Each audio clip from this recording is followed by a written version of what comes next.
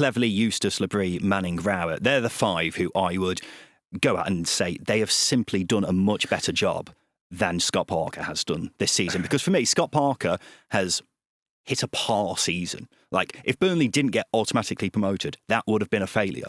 Those 5 guys who I've mentioned there have all overachieved this season. No, Tell me I'm wrong. No, I don't think you're wrong. I think the easiest way to summarise this, if John Eustace does end up keeping Derby in the Championship, he absolutely does deserve Manager of the Season. I know we're probably getting into what we talk about in the next couple of weeks, but there's a manager there who's vastly overachieved at 2 different clubs, and the success of one club, i.e. Blackburn, has been guided by him.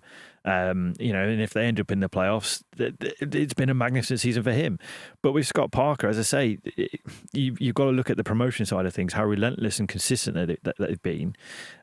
He's done this as well by not having a set of strikers that have really delivered for him. As Ian Fleming's had to be deployed as a false 9 in recent weeks, for example. Daniel Farke's got promoted with Vila Meslier in goal for most of the season. Okay, that's Daniel Farke's Manager of the Season then.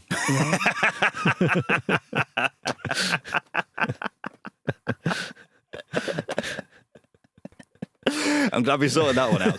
But do you agree with me? Those 5 managers who I've mentioned there are all ahead of Scott Parker. No. I don't agree with that. Which ones?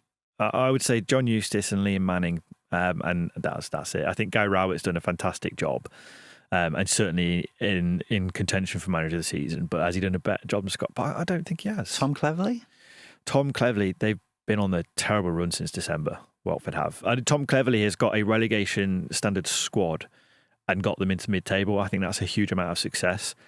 That being said, their run of form since December has been very, very poor. Labrie?